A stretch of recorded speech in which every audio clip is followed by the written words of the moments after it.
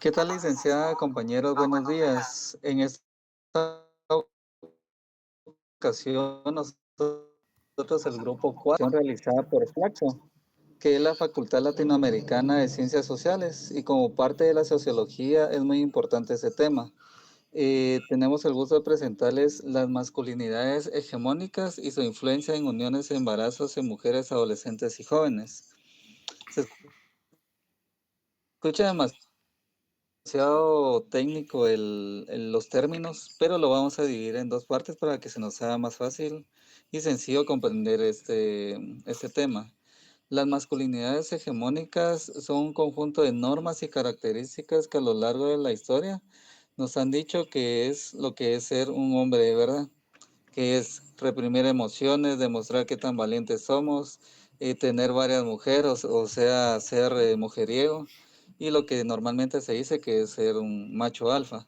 Y les voy a presentar un pequeño video para que ustedes tengan más claro lo que en su momento se tomó como ser un hombre. Ya. ¿Cuál es mi pecado? ¿Tener dos mujeres? ¿Y qué? ¿Y qué? ¿Aquí hay hombre y no se lo acaban? ¡Qué poca vergüenza! ¡Qué poca madre! Lo que ustedes tienen que hacer es portarse como buenas madres mexicanas, ahorrativas y comprensivas, y decidirse que vivamos todos juntos.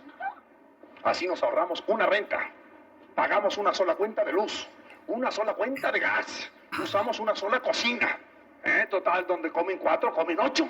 Y los niños se sentirán más seguros al ser más hermanos. Y ustedes, cuando yo me muera, no van a estar solas.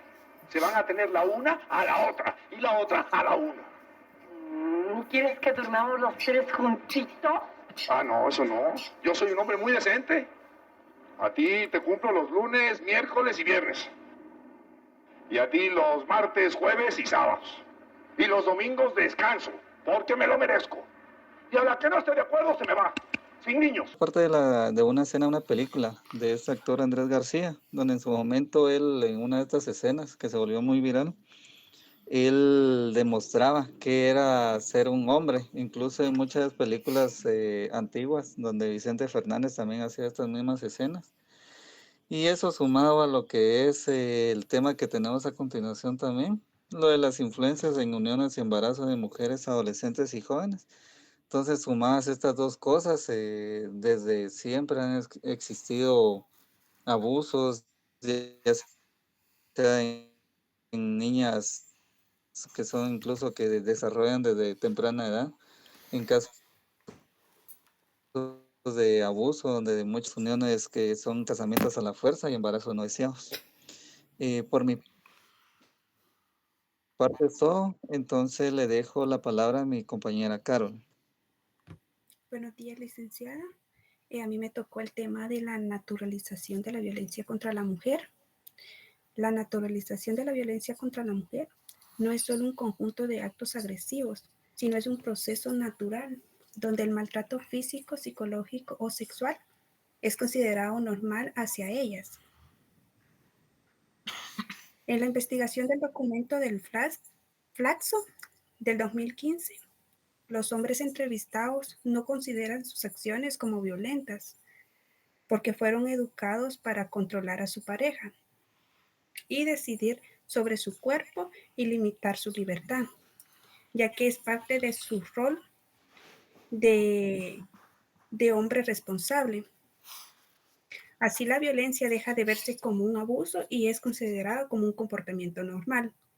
En el documento también resalta que cuando la violencia se normaliza, las mujeres pueden llegar a aceptarla como parte de su vida cotidiana, especialmente en adolescentes y jóvenes que creen que soportar maltratos es parte del amor o deber como pareja. Para romper con ese patrón es necesario transformar la idea en la que se enseñan a los niños y niñas, promoviendo desde la educación una cultura con respeto, igualdad y convivencia libre de violencia. Le dejo la palabra a mi siguiente compañero. Hoy les vengo a hablar sobre el tema de la apropiación del cuerpo y el control de la sexualidad femenina. Habla sobre cómo a lo largo de la historia, ¿verdad?, el cuerpo de la mujer ha sido regulado por la sociedad, por la religión, la medicina y la política. En muchas culturas se ha intentado definir qué es lo que debe de hacer una mujer con su cuerpo, cómo debe de comportarse y qué tipo de sexualidad es aceptable. Se dice que desde la antigüedad el cuerpo femenino se ha visto más como propiedad de otros, de la familia, del Estado o de la religión, de como algo propio. Por ejemplo, se ha valorado la virginidad y se ha limitado el acceso a métodos anticonceptivos o al aborto. Y se ha juzgado el deseo sexual femenino como algo inapropiado o vergonzoso. Todo esto forma parte de un sistema que busca mantener control sobre las mujeres. En la actualidad, aunque hay avances, ese control sigue presente de otras maneras. En los estereotipos de belleza, en las críticas sobre cómo se visten las mujeres o incluso en las leyes que restringen su libertad sexual y reproductiva. Sin embargo, ¿verdad? También existen movimientos feministas, como muchos conocemos, feministas y sociales, que luchan por recuperar ese poder sobre el cuerpo, por promover la educación sexual integral y el derecho a decidir libremente. La idea principal es que cada mujer debe tener el control total sobre su cuerpo, su deseo y sus decisiones sin culpa ni imposiciones, ¿verdad?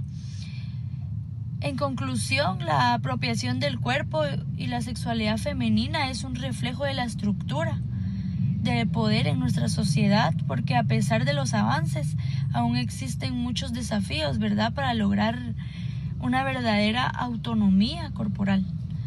Promover la igualdad, la educación y el respeto hacia las decisiones de las mujeres es fundamental para construir un futuro donde el cuerpo femenino no solamente sea un objeto de control, ¿verdad?, sino un símbolo de libertad, identidad y dignidad. Gracias. Bien, continuando con el tema, pues en este caso pues me toca explicarle o darle a conocer un poquito sobre los factores que refuerzan la masculinidad hegemónica. Pues básicamente eso se trata de varios factores que en la cual nos ayuda como que tener una idea más o menos cómo viene la enseñanza desde los más pequeños hasta lo más grande. Pues el punto número uno, que sería la socialización temprana, pues se refiere básicamente que desde pequeños los niños empezamos a enseñarle, o básicamente los padres de familia empiezan a enseñar cómo debe también cómo ser valientes, controlar las emociones. eh, y el otro factor, que sería la familia, que también es muy fundamental, que juega un rol muy importante.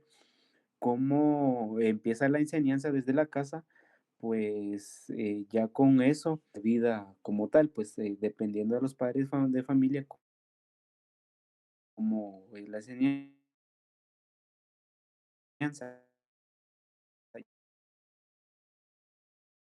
ya que hoy en día, pues básicamente, pues hay diferentes formas, donde los niños, donde si ya se llegan a mostrar actitudes, tanto como a retomar la vida como es, eh, actuar ante una sociedad y cómo es la vida de día a día. Y lo otro que sería la medio de comunicación, cultura y popular, que ya sería básicamente, se refiere a que ellos cómo se empiezan a dar a conocer ante la sociedad, tanto como niño o niña, ya dependientemente eh, cómo se dan a conocer. Y lo otro que también lleva de la mano, que es muy importante, que sería la religión, moral y tradición, pues también viene parte de la casa, como la familia, como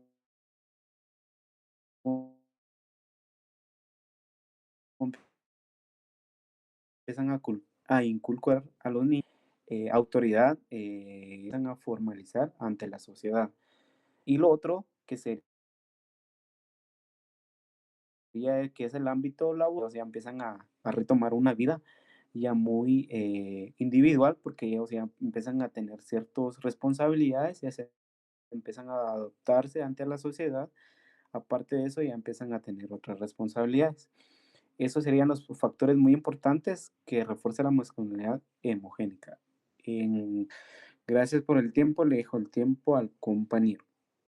El tema que voy a exponer es la percepción masculina sobre uniones y embarazos tempranos. Tenemos una incógnita de cuál es el problema. Frase muy utilizada para minimizar el daño de uniones con adolescentes. En la sociedad, pues lamentablemente se cree que eh, el tener un embarazo o una familia, por decirlo así, a temprana edad es signo de madurez y o responsabilidad. Pues mientras que otros lo ven como un obstáculo para su desarrollo personal y profesional. Sin embargo, en lo general, aún falta conciencia sobre las consecuencias sociales que conlleva pues generar o tener una familia a temprana edad, tanto como las consecuencias económicas al tomar esta decisión. También es importante promover una educación integral que ayude al hombre a reflexionar sobre esto, ¿verdad? Lamentablemente en Guatemala pues no se dan pláticas o no tenemos una educación sexual efectiva. Por ende, pues hay muchos casos de uniones o embarazos a temprana edad. Pues los hombres también creen que las mujeres buscan una como admiración en el hombre o por un interés. También lo justifican como que son más responsables o les gusta como las tratan, por decirlo así. Podría decirse que también buscan, ya sea al punto de las mujeres, una estabilidad tanto económica como emocional en alguien mayor. Sin embargo, pues esto obviamente disfraza una desigualdad. Se ven o las mujeres ven a los hombres como unos guías o alguien que les puede enseñar. Y pues esto refuerza una posición de poder en el hombre. Pues creo que también invade el poder de tener un dominio en el cuerpo femenino cuando el hombre es un poco mayor que una mujer. Y pues como mencionaba, minimizan el problema. Y esto conlleva que las mujeres que tienen temprano un embarazo, eh, podría decirse que maduran antes de lo que tendrían que. Y pues los hombres generalizan que ya solo por el hecho de llegar a una cierta edad ya pueden tener hijos, sin ignorar el contexto de violencia y pobreza y la falta de educación que ya lo había mencionado anteriormente. Datos importantes en Guatemala: en uniones con diferencia de edad de 10 años, el 71% de los hombres exigen permisos o intentan controlar mayormente o con un interés más fuerte a la mujer. Y ellos piensan que tienen la decisión sobre el cuerpo del hombre y sobre el cuerpo de la mujer. Ellos y también deciden, en teoría, sobre sobre el cuidado. Podemos hablar de anticonceptivos y pues creo que también aumenta el control sobre la mujer de parte del hombre, y aún así creo que también influye mucho en la violencia dentro del hogar, el que Un gusto, licenciada, en poder dirigirme a usted. Yo le voy a presentar los factores sociales y personales de la masculinidad hegemónica, ya que pues como lo decían mis compañeros, ¿verdad? Que este es un concepto que describe la configuración, las enseñanzas, los ideales que se vienen dando de generación en generación, ya pues hace algunos años atrás, desde antes, ¿verdad? En donde los hombres, pues como un género fuerte, como un género bastante fuerte ante la sociedad, han sido tomados como pieza clave ante la sociedad, como cabeza de hogar, como eh, el principal proveedor de una familia, ¿verdad? Entonces, yo les voy a hablar de unos puntos así algo rápidos sobre eh, los efectos que abarcan la sociedad en en este tipo de masculinidad, porque aunque ya viene desde antes, son pocos, se podría decir así, los hombres que no son hegemónicos, ¿verdad?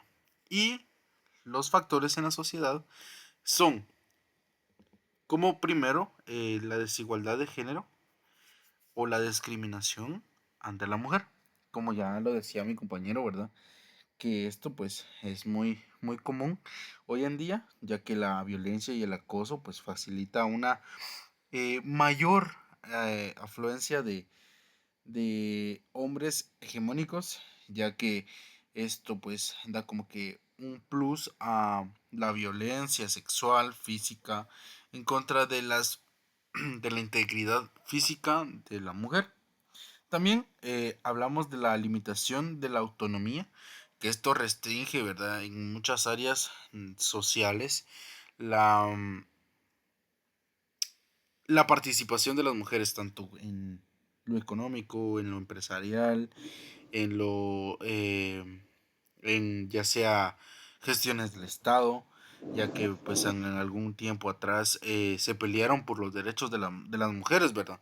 Ya que se vivía eh, bastante el machismo, los ideales de que las mujeres solo tenían que estar dentro de sus casas para tener el labor de ser una ama de casa. También hablando acerca del eh, rubro laboral, ¿verdad? Que esto pues también ha sido bastante criticado, que la autoestima femenino pues ha ido decayendo, ya que muchas veces los patronos, los jefes, supervisores o las personas encargadas, ¿verdad? De contratar a las mujeres para un servicio ya técnico o profesional, se encargan de acosarlas, tanto físicamente, insinuándoles a que si no hacen algo que ellos quieren, pues surgen amenazas con el despido, con cortarles el salario, ¿verdad? Que eso muchas veces también genera dificultades para las mismas, ¿verdad? Y esto pues genera mucha contradicción, ya que hay hombres que no son machistas y que defienden mucho a las mujeres, y que hay otros que eh, por defender a las mujeres opinan de que vulgarmente se dice que no es hombre, ¿verdad? Entonces también esto causa factores personales en los hombres, tanto como las consecuencias físicas, las consecuencias en conducta, eh, el aislamiento y el estrés, que eso impacta a una salud emocional y mental, que esto pues impone a la vulnerabilidad, ya que hay muchos suicidios, hay muchos mayormente suicidios y asesinatos en contra de aquellos que no están de acuerdo, ¿verdad?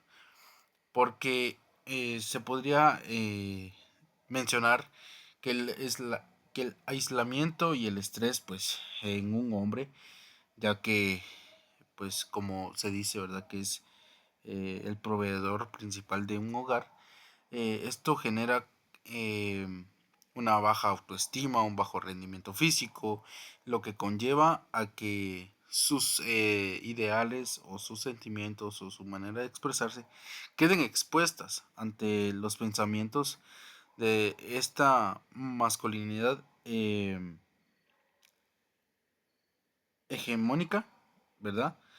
Que pues son duramente criticados, ya que, como lo decía mi compañero Nicolás, que desde muy pequeños han sido educados con los ideales de ser responsables, de ser eh, la mayor fuente de ingresos, por decirlo así, y que genera bastante controversia, ya que los derechos de las mujeres y el feminismo contribuyen a que los hombres sean menos,